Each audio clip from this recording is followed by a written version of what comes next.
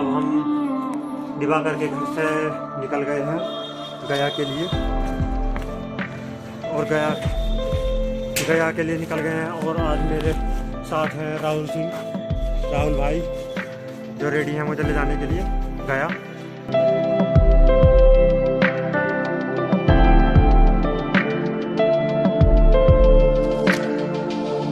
गए हैं बोध गया के गेट पार, जहाँ पर हाँ संबोधि द्वार पर, और दिवाकर मुझे यहाँ तक छोड़ने आया और मेरे साथ आए थे मेरे भाई राहुल भाई। और छोड़ रहे हैं, देखिए सही सलामत है। हाँ। शायद मेरी जिम्मेदारी नहीं है, सही सलामत रहेगा नहीं रहेगा, ठीक है। हाँ। आप लोग गवा है।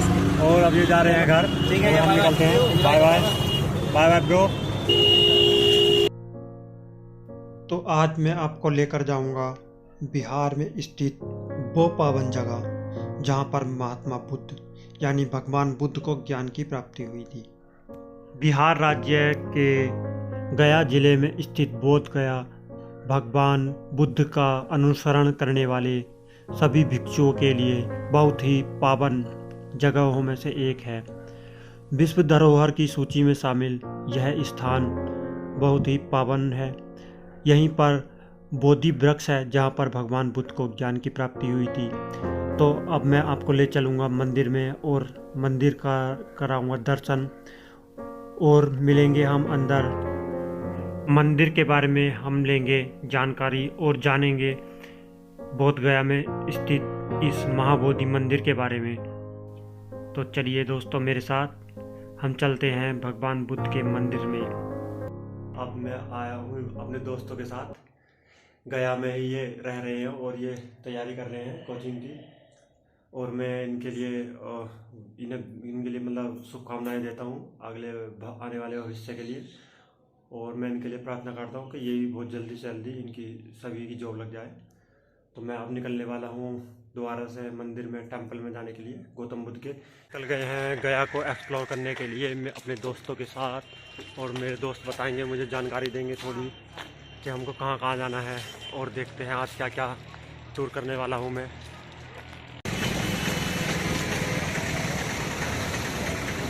मुझे पड़ने वाली है एनर्जी की ज़रूरत, इसलिए मैं एनर्जी वाली चीज़ें खा लेता हूँ पहले। जैसा क्या मुझे जाना था, मेरा दोस्त दिवाकर और दीदी आए हुए हैं घूमने के लिए, तो मुझे जाना था अभी मेन टेंपल पर।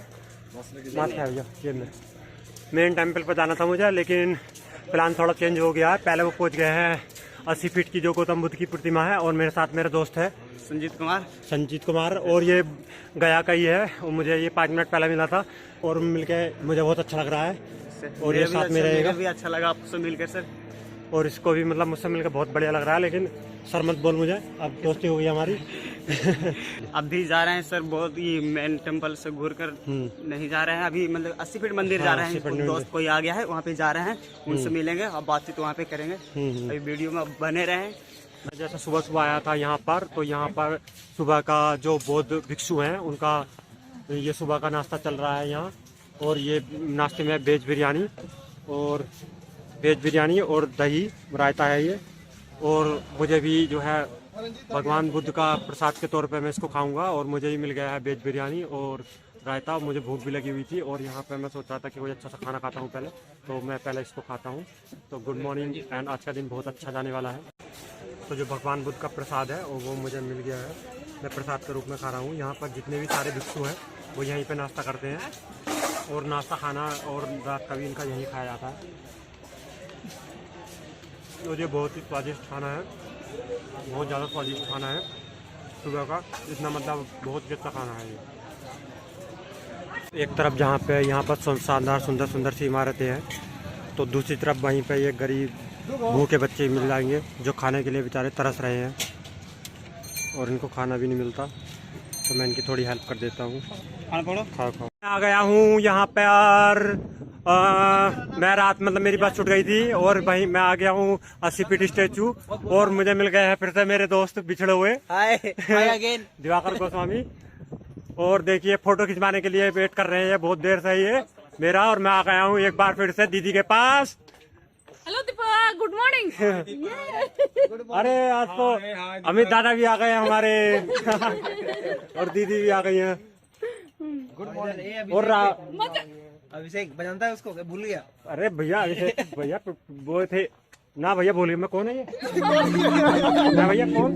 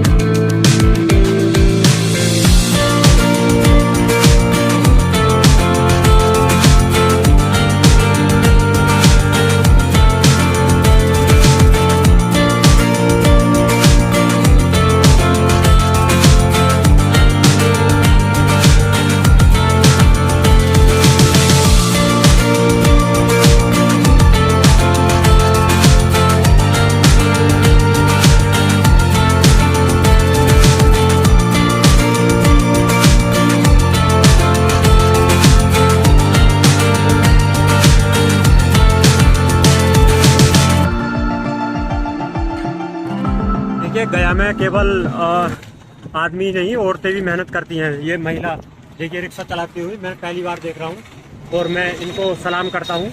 महिला होने के बाद भी अपने परिवार का पेट पालती हैं और इतनी मेहनत करती है अपने बच्चों के लिए, और ये वाकई में सलाम करने लायक है।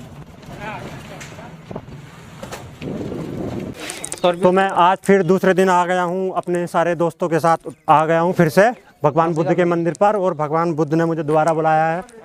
कल जो चीज़ें रह गई थी और वो मैं पूरी करने के लिए आया हूँ। प्लेस में जब बुद्ध ने तपस्या किया था ना जी, तो बर्मा का 2 व्यापारी आए थे। एक का नाम था तपस्या और एक का नाम था बर्मा से म्यांमार से। अच्छा हाँ। हाँ, या म्यांमार यानी बर्मा से। वो जो तो भगवान बुद्धा को राइस और हनी ऑफर किया। अच्छा भगवान बुद्धा को पास देने के लिए तो कुछ नहीं था। हाँ हाँ तो भगवान बुद्धा ने अपना सर को बाल थोड़ा दिया और हाथ का नाखून काट के दिया। जी, वो बाल और नाखून को रख लिए थे। तो व्यापारी ने यहाँ पर जाने का समय 2 मंत्र बोल के गए थे। वो मंत्र को बोला जाता है बुद्धम शरणम गच्छामि, धम्मम शरणम गच्छामि। और जब बुद्ध यहाँ से सारनाथ गए थे तो वहाँ पे बोला गया था संघम शरणम गच्छामि। बुद्धा को समय ये प्लेस जो था ये फॉरेस्ट था ये। अच्छा, उस समय में बंद जंगल। हाँ, इस फॉरेस्ट का नाम था ओरविला फॉरेस्ट। ओरविला फॉरेस्ट जी। बुद्धा को आए हुए 2600 बरस हुआ जी। तो ज्ञान प्राप्ति जो है बुद्धा को मिला था वैशाख पूर्णिमा को दिन, और जन्म भी हुआ था वैशाख पूर्णिमा को दिन, और मृत्यु भी हुआ था वैशाख पूर्णिमा को दिन। अच्छा, ये तो ज्ञान मिलने के बाद बुद्ध इस कंपाउंड के अंदर में रुके थे 49 डेज। अच्छा, 49 डेज के बाद यहाँ से बुद्धा सारनाथ गए थे। यहाँ से जाने में 2 महीना लगा था सारनाथ जाने में। तो फर्स्ट चीटिंग सारनाथ में किए, और उत्तर प्रदेश गोरखपुर कुशीनगर में 80 बरस की उम्र में निर्वाण हुआ था। अच्छा, मंदिर का पीछे बोधि ट्री है। भाई बोधि ट्री ओरिजिनल नहीं है, प्लेस ओरिजिनल है। अच्छा, मतलब इस जगह पे ही पहला बोधि वृक्ष था, लेकिन वो जो है ये ट्री जो देख रहे हैं ना, ये 4th जनरेशन है। जो पहला ट्री था जिसमें ज्ञान मिला था, वो ट्री अशोक का वाइफ कटवा दिया था कलिंगा लड़ाई में, क्योंकि अशोका ने कलिंगा की लड़ाई के बाद बुद्धिज्म धर्म को माना था। अच्छा, फिर वो संघमित्रा और महेंद्र यहाँ से बोधि ट्री का प्लांट लेके श्रीलंका गया था। इसका ओरिजिनल प्लांट श्रीलंका में अनुराधापुर। जब यहाँ से निकला था तो बंगाल के राजा शासन कटवा दिया था, उसने बुद्धिज्म धर्म को नहीं माना था। और जो 3rd टाइम जब निकला वो आंधी और तूफान से गिर गया था। अभी जो ट्री है श्रीलंका से लाके ये लॉर्ड कैनिंगम लगाया, एक यहाँ एक सारनाथ में। ये बोधि ट्री जो मंदिर का पीछे में, ये ज़्यादा पुराना नहीं, 140 ईयर्स ओल्ड है। टेम्पल जो देख रहे हैं 2300 ईयर्स ओल्ड है। 2300 ईयर्स ओल्ड है। इसको अशोका ने 30 फीट बनाया था। इसका पूरा कंप्लीट जो है समुद्रगुप्ता किया था। ये 30 फीट जो है 2300 ईयर्स ओल्ड है, और 150 फीट जो है 1600 ईयर्स ओल्ड है, जो समुद्रगुप्ता बनाया था। सबसे ऊपर में कलश जो है वो 289 किलो गोल्ड है। 289 किलो गोल्ड है। ये 2013 में थाईलैंड का राजा डोनेट किया था। ठीक है, जब मंदिर बन के कम्प्लीट हो गया था तो आपने नाम सुना होगा मोहम्मद बख्तियार खिलजी का। तो सबसे पहले बख्तियार खिलजी ने नालंदा विश्वविद्यालय को तोड़ा था और नालंदा का लाइब्रेरी में आग लगा दिया था। तो वहाँ पे 6 महीने तक आग लगा हुआ था। वही बख्तियार खिलजी यहाँ भी आया था, और 1205 में टेम्पल को बख्तियार खिलजी ने इसको 30 फीट तोड़ के इस टेम्पल को 30 फीट मिट्टी से कवर कर दिया था। जो सीढ़ी से उतरने के बाद अभी जहाँ पर हम लोग खड़ा हैं, ये 30 फीट अभी नीचे है। ये पूरा कंपाउंड जो देख रहे हैं 30 फीट मिट्टी के अंदर ढका हुआ था। तो 1880 में यहाँ पर आया था लॉर्ड कैनिंगम। लॉर्ड कैनिंगम को द्वारा इससे खुदाई करके निकाला गया और लॉर्ड कैनिंगम ने खुदाई करने का समय 485 स्तूपा निकला था मिट्टी के अंदर से। एक सिक्का मिला था, उस सिक्के ने इस टेम्पल का मैप बना हुआ था। वो सिक्का बनाया था हुवेन सांग और फाहियान, जो प्रथम बार चीन से भारत में आया था। उस मैप को देख के लॉर्ड कैनिंगम ने जहाँ जहाँ टूटा था टेम्पल, जहाँ जहाँ टूटा हुआ था, फिर से टेम्पल को रिपेयरिंग किया गया। तो अशोक का टाइम में मंदिर और मूर्ति का पूजा नहीं होता था।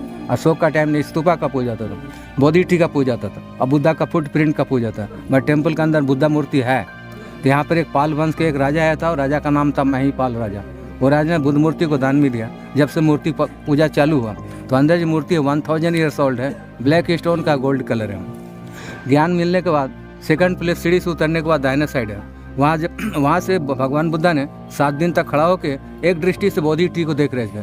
ट्री को देखने के समय 7 दिन तक आँख का पलक नहीं बंद हुआ। इसका नाम रखा गया एनिमेस लोचन, सेकंड प्लेस। इधर से आगे बढ़िएगा तो कमल का फूल मिलेगा ब्लैक स्टोन में। 7 दिन तक बुद्ध चंक्रमण किए थे। तो जहाँ जहाँ वो पैर रख रहे तो उनका पैर का नीचे से कमल का फूल प्रकट हुआ था। तो दाहिने साइड में रतन घर बोलते हैं, 4th प्लेस। उस प्लेस में जब बुद्धा ने तपस्या कर रहे थे तो उनका बॉडी से 5 कलर निकला था। मेन गेट पर देखिएगा 5 रंग का झंडा बना हुआ है, उसको पंचशील बोलते हैं बौद्ध धर्म में। सीढ़ी से उतरने के बाद एक पिलर एक बोर्ड है, वो 5वां प्लेस है। जब भगवान बुद्धा ने 5वां प्लेस में जो तपस्या कर रहे थे तो वहाँ पे कुछ ब्राह्मण के बच्चे गाय और बकरी चराए थे। बट वृक्ष वहाँ पर था। बुद्ध ने ब्राह्मण ने बताया कि मैं हाई कास्ट क्यों हूँ, तो बुद्ध ने बताया था कि जल में से ब्राह्मण नहीं होता है, कर्म से ब्राह्मण होता है। इसका पीछे जाएगा तालाब 6th प्लेस है। तो तालाब के पास में जब बुद्धा तपस्या कर रहे थे तो अचानक हवा, बारिश, पत्थर और तूफान आया था। भगवान बुद्धा का जो शेष नाग बचाया था। उस जगह का नाम बोलते हैं मोचिलिन सरोवर। आज 7 प्लेस तो आपको बोल दिया। तो कंपाउंड के अंदर बुद्धा रुके थे 49 डेज। टेम्पल के अंदर गए थे जी। डोनेशन बुक जो देख रहे थे ना, उसका नीचे में गोल सा एक पत्थर है, वो शिवलिंग है। बुद्ध का हिस्ट्री में शिवलिंग नहीं लिखा हुआ है। तो शिवलिंग का स्थापना बोध गया शंकराचार्य ने किया था। क्योंकि मंदिर जो देख रहे हैं पहले शंकराचार्य का हैंडओवर में था। अभी ये मंदिर शंकराचार्य हैंडओवर में नहीं है।